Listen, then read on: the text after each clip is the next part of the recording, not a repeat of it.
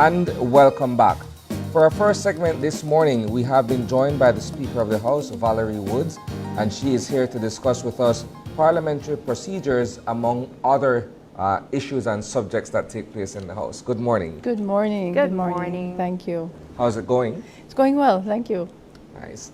What I want for us to be able to do, first of all, is to sort of get an idea from you as a woman speaker, what the experience is like in an environment where it's primarily male dominated and you have strong personalities that you would have to be able to sort of contend with in trying to, keep things level and keep things going whenever there's a House meeting.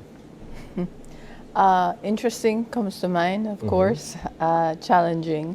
I'm the fourth woman speaker that the House of Representatives has had. The patriarchal culture that Belize contends with, there's no escaping it also in the House. My approach, and I've learned a lot from my interviews that I've had with the late Honorable Sylvia Flores, the former speakers Elizabeth Zabani and Laura Tucker-Longsworth. Yeah.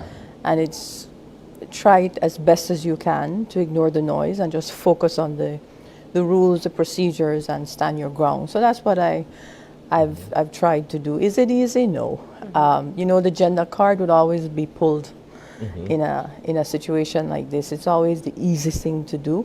Yeah. And I try not to go there. I try not to entertain that because it's about being a responsible, fair, objective speaker, no matter the gender, and to apply the rules. And I also am very cognizant that there's only a few of us women who have had the honor of holding the chair, and that there are young girls, young women, and young boys and young men who are looking to see the, if you will, the difference that it makes, and also the leadership on display by the chair, regardless of gender.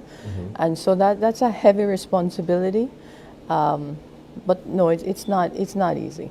How do you approach the idea of objectivity in an environment where there is often the accusation that the speaker has a natural bias based on the appointment by the party in power? So speakers are elected, yes, by the majority, and therefore obviously are allied to, if you will, or aligned with the government. In my case, it's no secret, obviously, I was active prior in the party. I even contested a party convention. But my approach has been, from the moment that I took this on, is I don't attend things that are party political. I really don't comment on anything from the party, from the government, or for the opposition for that matter. My social media presence has been downplayed significantly. And it's because I have to give respect to the chair's position.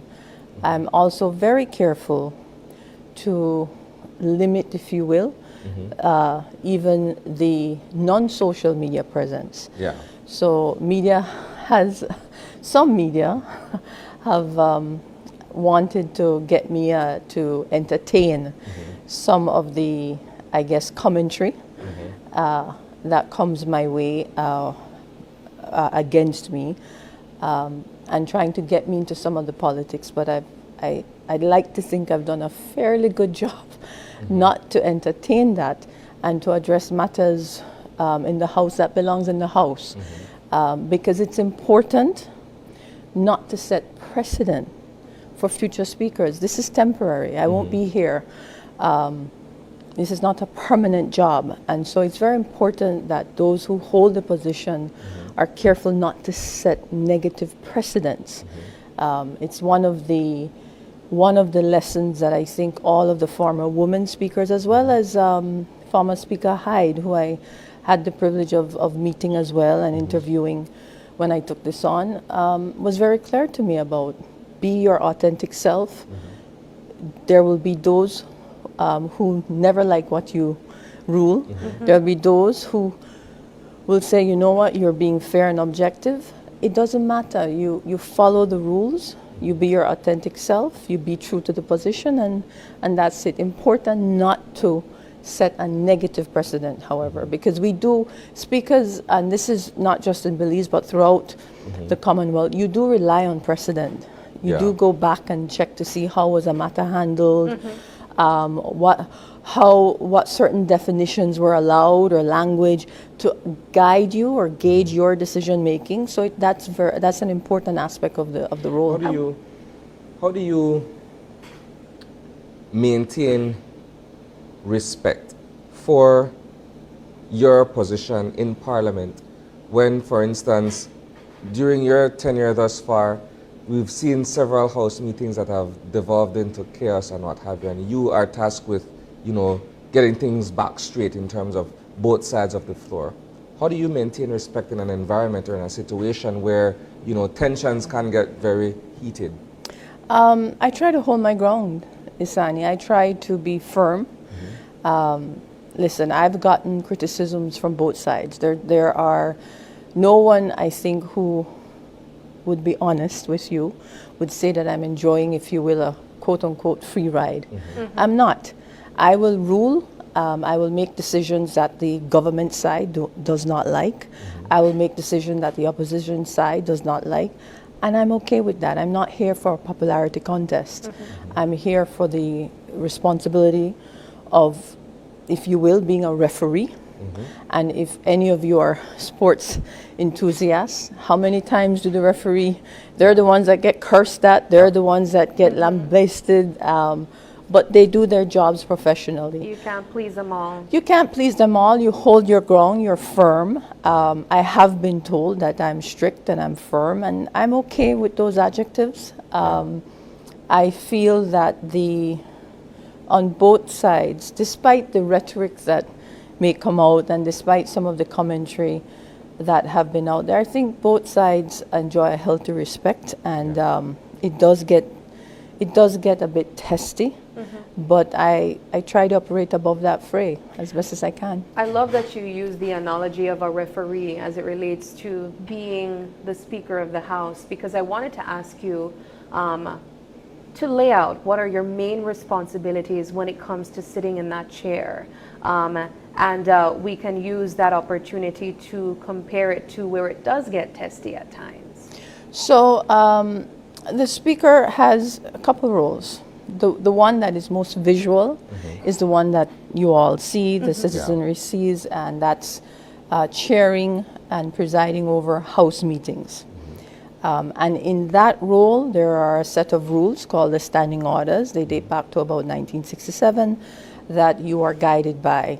If any member feels that a rule has been broken, that's the famous, I stand on a point of order. They stand and they would quickly, they ought to quickly say what their point of order is, succinctly, concisely, and then I would look at the matter quickly, and then I make a ruling on that. The other aspect while in the chair during a House meeting is to ensure that 42B, I think that's the one standing order that most Belizeans now tell me about when I do meet them. That's the one where you really ought to be silent, as much as you are right now listening to the member speak. And that you do that for several reasons. It's a sign of respect, but it also allows the chair to be able to listen and to ensure that the rules are being right, they're being complied with. And it also allows for those who are about to stand and to rebut, if you will, that they can also listen keenly on what it is they're going to rebut on, right? So that's 42B. And in general as well is to keep, if you will, a general order of the House so that it doesn't get too out of control. let me be very frank. This is not kindergarten. This is not church. Okay? But neither is it a public bar brawl setting either. You're not going to a boxing match. And so it's a constant balance. There is freedom of expression, but it is within the parameters of rules, within the parameters of parliamentary decorum, language, respect for one another. Yes, you have to consider local, cultural nuances and turns of phrases, if you will. But even that, you have to be very careful to ensure that it doesn't cross the line. Do you always get it right? Absolutely not. Do some of the things slip? Yes. But for the most part, it's an attempt to keep it orderly. Let me be clear as well, and I'm sure you've seen it. There are some clips of House meetings in the Caribbean, in other parts of the Commonwealth, that are a lot more rowdy, rambunctious than Belize's House of Representatives. So, not that I want to suggest that we should be comfortable, It but shouldn't be put the it in measure, context, right? right? Put it in context as well. So I'm glad that you raised the idea of the standing orders and the fact that they've been in existence since 1967. Yeah. Isn't it time that we revisit these sets of rules that govern Parliament? Long overdue. Because I would want to think in much the same way that there are, for instance, legal reform and all of these other reforms where we're looking at structures and see how we could update them to fit present times. Yeah. From 1967 to 2023 is like 3 lifetimes, right? Are we still contending with some of the same principles that were founded back then? Yeah. Where in present, we're dealing with a different set of engagement with each other. Perhaps a lot has changed in terms of, you know, those very principles needing to be updated. Is that a conversation? Yes, it's an ongoing conversation, and it's one that's actually been happening for a couple of years. We've actually engaged with the Commonwealth Parliamentary Association to review, do a comprehensive review, which we've done. And there's a draft, and it's being looked at. So I'm very confident that in the very near future that there'll be a tabling of amendments. Now, you may recall one of the earlier media presences I had on your show spoke about memorandum of understanding with the Commonwealth Parliamentary Association, and they had about 6 or so activities. This is one of them, along with the Code of Conduct. So we've done a lot of work, and it's been done with the collaboration of both chambers, the Senate as well as the House and its some of its members. From either side. In the case of the Senate, it would involve social partners as well. So I'm fairly confident that we have a robust proposed revised set of drafts to be considered. And let me also clarify, yes, it's been 20 odd or so years since 1967. However, it was also a set of rules that were done in colonial times, pre-independence, and not a few years pre-independence. It was also done in a time when our National Assembly was more than it is now, predominantly male-dominated. The patriarchy, if you will, was far more robust. And so terms being more gender neutral needs to be looked at. I'll give you maybe a trivial but not so trivial example. I've had to ensure that the speaking notes that's given to the speaker is gender neutral, because oftentimes I would be looking to call on the chairman of X committee, and then you stand up. But so it should be the chairperson or just the chair, just for us to get used to that language of being gender neutral. Another one, and which we experienced, the Queen of England passed away, and our standing orders refers to the Queen. If it were gender neutral, it would refer to the monarch. We cannot not have reference to it because Yeah. Belize has not taken a decision on that, but we can at least have it gender neutral, Yeah. and could have been gender neutral for some time. Another example, the media, there is no reference for media in the standing orders. There is reference to strangers who are really your visitors, which I a include the stranger? media, right? Am I a stranger when I show up there on Fridays? So it's That's it's interesting. language that, listen, predates independence, was in colonial times, and clearly needs to be modernized. Yeah. Right. That's language. But then there's also processes.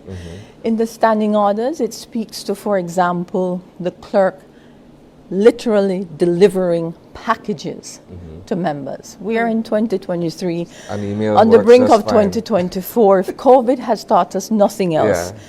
this business of so much paper and manual delivering, we can do away with that. And imagine this, the clerk of the National Assembly of Belize really ought to be spending his or her time more productively than delivering packages. And so I think there's that aspect of it. There's Yeah. also some aspect where you speak to definitions, Yeah. because we repeat things almost, we just do it by memory. It's been tradition. Yeah. But we never take time to understand, well, what does a petition really mean? A minister's statement, what is intended by a minister's statement? Should we consider time limits for some of the aspects, as is done in other jurisdictions? There are a lot of other pieces of language, if you will, that we've inherited, that when asked, nobody quite understands why it's there. It's just been there. You don't question it, you just go with the flow. You just go with the flow. There's also practice that the Belize Parliament, and in my case, the House of Representatives, that we've engaged in for decades, but it's not captured in the standing orders. For example, when a member wants to express him or herself, perhaps more colorfully or with more specificity to ensure that his or her constituents really gets the meaning, they would go in the vernacular, be it Garifuna, Maya, Creole, Spanish, but it's not allowed for. So you will find that they will say, with your indulgence, and if I may, Speaker, may I please just say a few words in whatever language? And then I normally would say, sure, just please remember to translate, because while you don't see it, behind the scenes, you do have folks who are transcribing. Yeah. And they do need to transcribe that as well. So it's not to say that debates will be done in any other language but English, but it is to allow for the local culture, that is Belizean, if you will. Again, bringing something that's colonial, pre-independence question. into modern day. I have a question for you, and it has to do with privileges and immunities. A very outdated piece of legislation that we have, but yes. So here's a question, right? How or why is it that a parliamentarian is protected when he or she says certain things in the House, is restricted from saying it outside of the House, but it is carried live? I mean, if I am defaming you, if I'm doing anything inside Parliament and I have that privilege, the notion that it is being carried live across all media, I'm still perpetuating that offense or that harm. It's one of the quirky aspects of trying now to modernize the rules. Now, privileges is a separate matter from standing orders. The privileges legislation, if I'm not mistaken, is either similar 1967 or 1966. That too needs serious updating and to bring it into the context of, or if you will, in alignment with some of the other pieces of legislation that is there regarding defamation and things of that nature. But let me also be clear, You know, parliamentarians are and ought to be held, obviously, as all leaders, to a higher standard. One looks to parliamentarians to lead by example. So freedom of expression, of course, is welcome, but it doesn't mean that it is to. The intent was never to defame. Yeah. The intent was never to hurl disparaging remarks. That was never the intent. The intent behind all of that really was I should be able to say without fear or favor that if I have knowledge that, and this is backed up obviously by facts, by stated facts, that a particular individual was involved in something or was found to be the person responsible. Yeah. I should be able to say that within the confines of the chamber. Obviously, when you're outside of the chamber, you can't. But the also, if a member, you know, unfortunately or regrettably ran afoul with the law, in the chamber, the member cannot be touched. Outside of the chamber now, yes, the member can be touched. And that, again, is to allow for, if you will, the free flow of that legislative process while it's occurring, no disruption. But it's only within the confines of the chamber.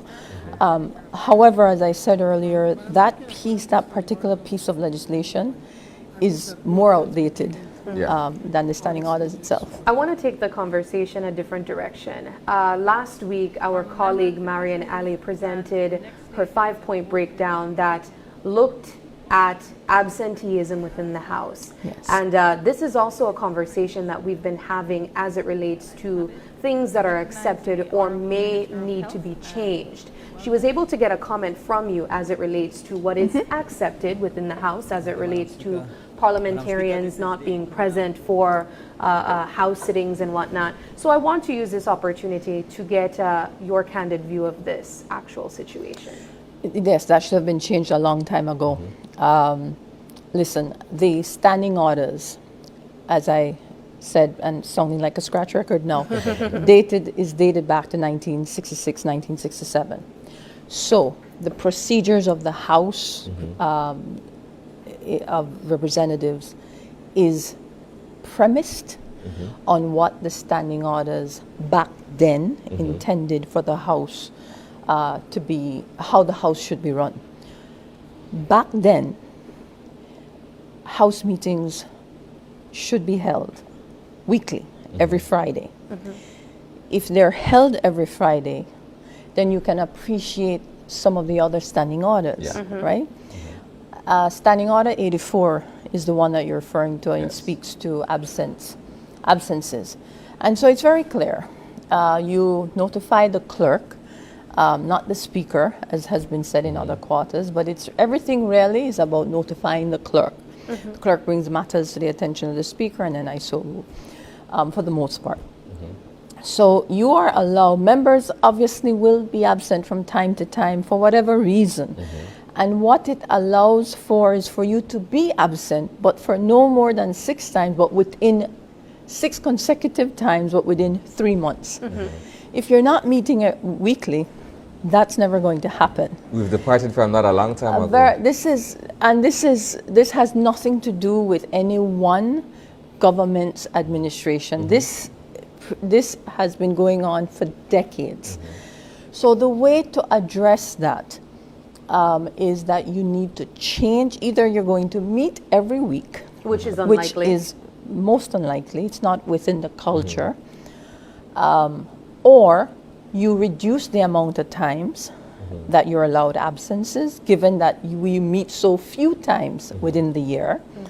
And you do away with, for example, the period of the 3 months, because it really is no longer necessary if you're not meeting weekly, which would be 52 weeks.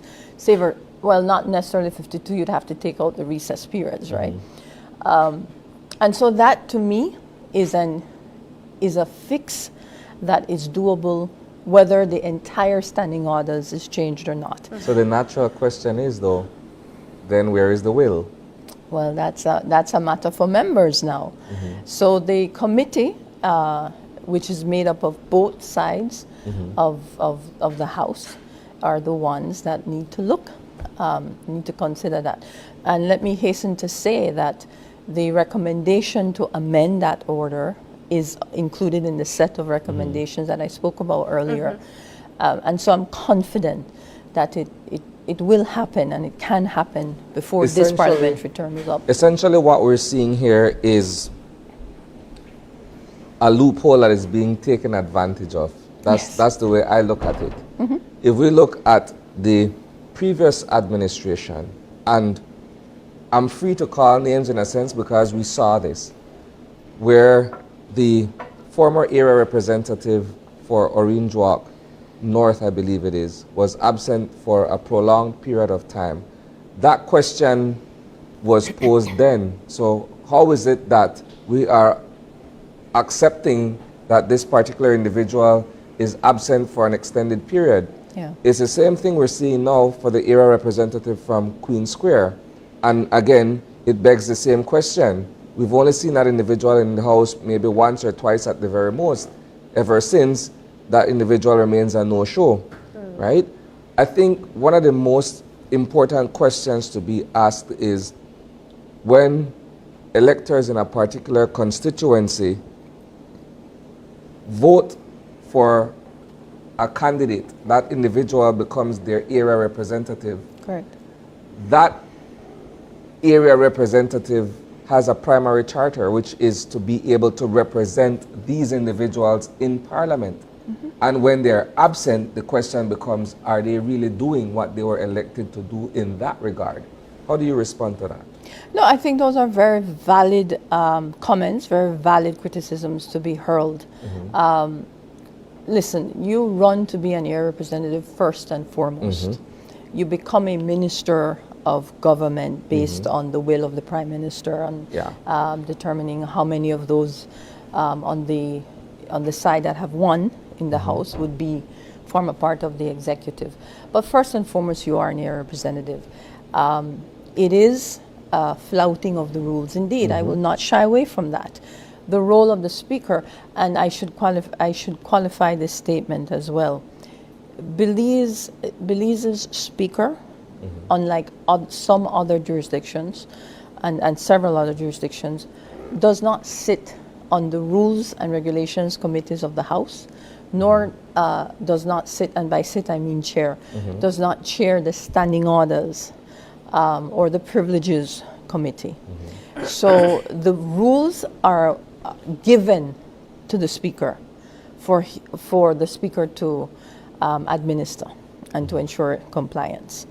That's it. Now, does the Speaker, is the Speaker allowed to make recommendations? Absolutely. Have I? Yes.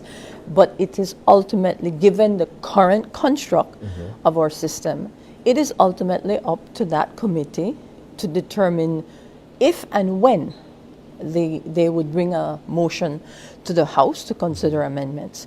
Do I find it acceptable? No, I don't find it acceptable now. I don't find it acceptable when it happened before. And if the issue is, I use the word very loosely, semantics, in that indeed none of those members that you referred to broke any standing order. None. Yeah. Is it the responsible thing? No. Can it be corrected? Yes, because the rules are premised on something that doesn't occur. Yeah. The House does not meet weekly. So that particular rule and any others that is premised on a House that meets weekly ought to be revisited, ought to be looked at, because you're absolutely right. There are a couple roles that any area representative play, just as a Speaker. I am responsible to chair. I have a diplomatic role as well, as the ambassador, if you will, for the National Assembly. There's an administrative role I play, which is behind the scenes, working with the clerk and the staff. And it's the one committee that I chair, which is through a separate legislation altogether, which is the National Assembly Staff Committee. Those are distinctive roles. A parliamentarian, an area representative, obviously has the role of servicing looking after, attending his or her constituency, but representing as well his or her constituency in the House of Representatives. The very name speaks to that role. You know, I'm here thinking, Ms. Woods, about the child parliamentary that is set to take place, I believe, in about a week in this month. Friday. This Friday. Yeah. And we are about to see young people sit in the very seats that we watch our parliamentarians sit. And they carry themselves so differently. Yes. They are taught to present themselves so differently.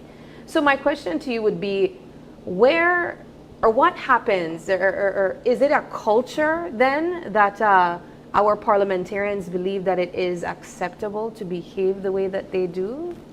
Listen, you get away with what you get away with because people allow you to get away with it. If our citizenry don't have an issue with it, then who's pushing the bar, right? Who's agitating for the change? It's politics.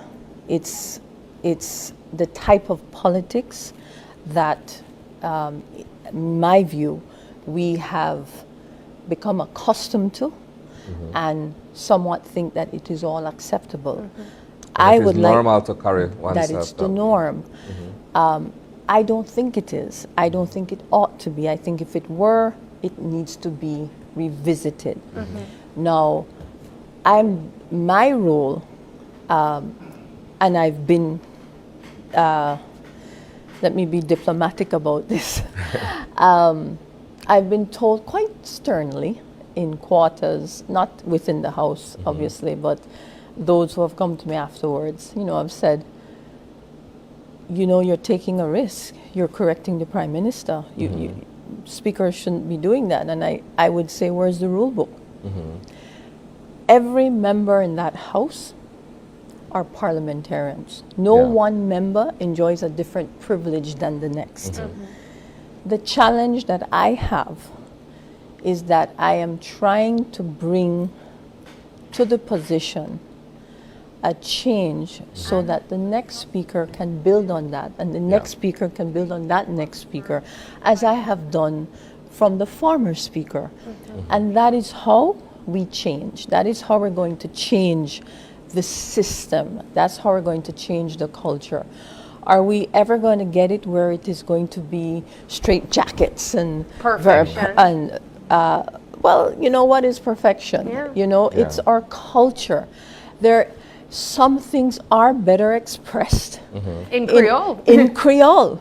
The Maya community will get it in their local language better than they would in English. And so I don't have... But there are certain lines. But I was going to get to that. So you tell me about culture, and I accept that. You tell me about expressions, and I accept that as well. But there is But when respect. you cross the disrespect, then that's different. Exactly. And that's where we have to get to. So I have gotten, and this is from both sides, and because of the politics, a lot of it is done by text. A lot of it is done, when I'm at a function.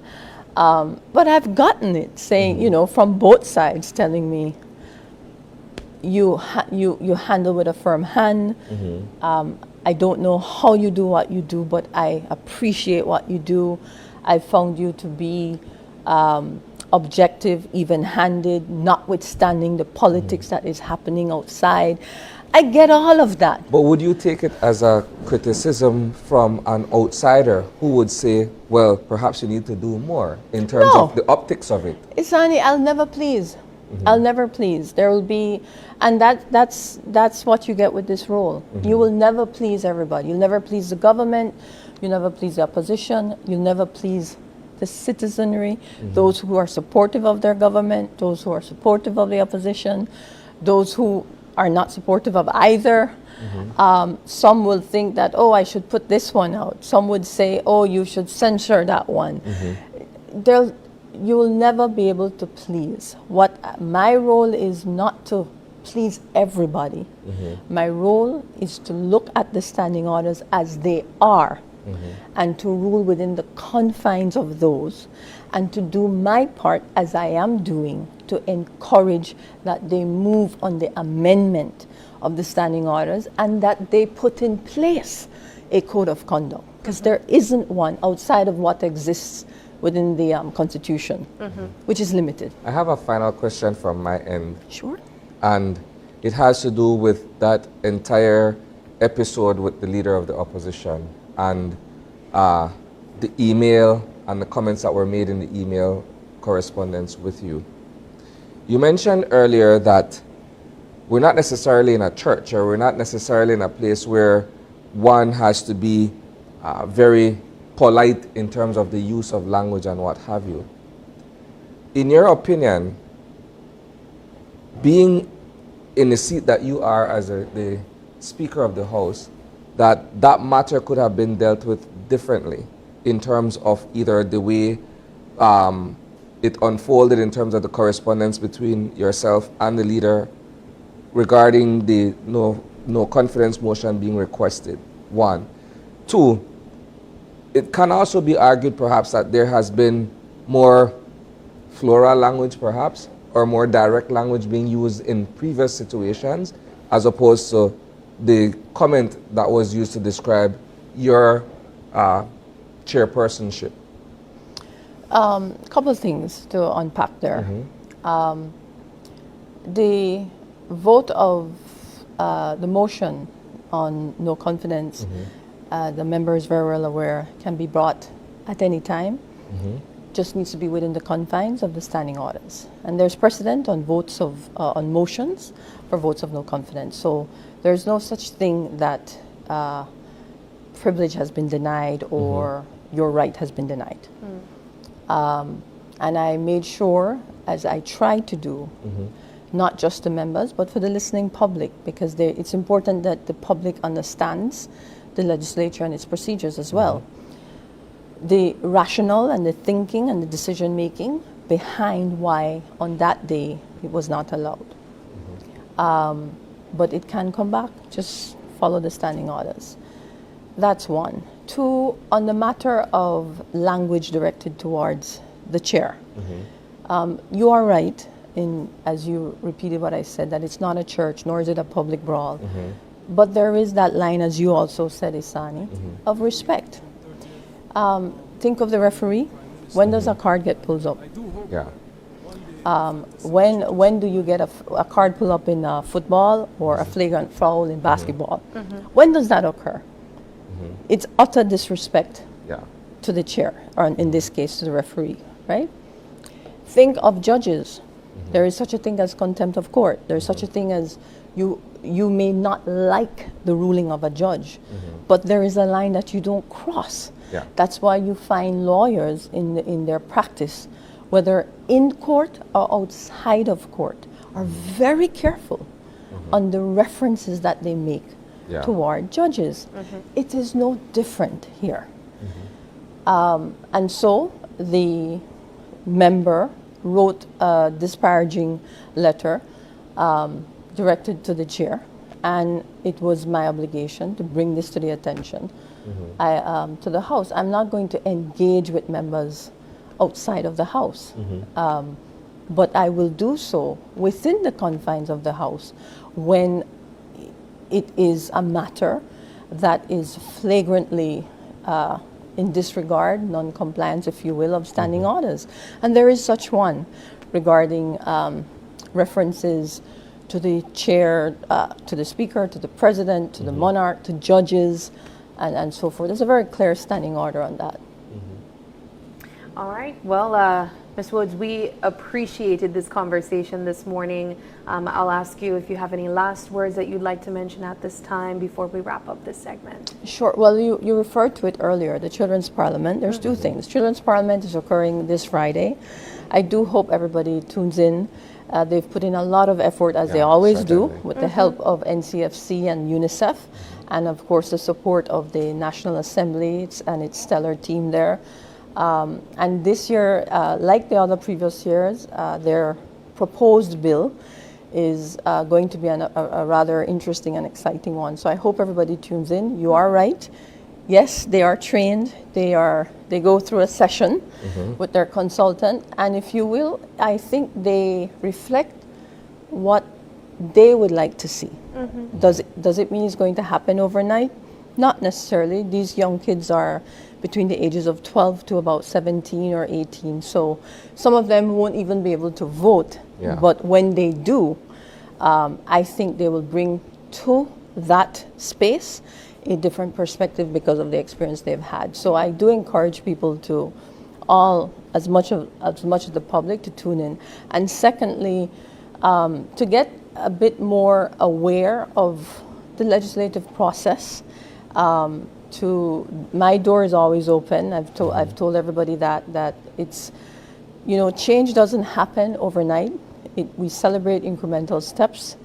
Those are, some of it's visual, some of it's behind the scene. But I'd like to think after the term is up that both from the staff perspective and the members' perspective, let's face it, when is the last time you've had a House meeting where language was the main issue of debate? So I like to think of things of the glass half full. And hopefully it will mean, moving forward, a little bit more thought will go into when members stand up to speak, before they speak, to ensure that what they uttered in their debates, they bring it into action. Excellent closing point. Thank you so much, Ms. Woods, for You're your welcome. information. We look forward to having you here at another time. Anytime. Thank you. Alrighty, we are going to take a break, and when we come back, we are switching the conversation to Christmas loans with St. Martin's Credit Union.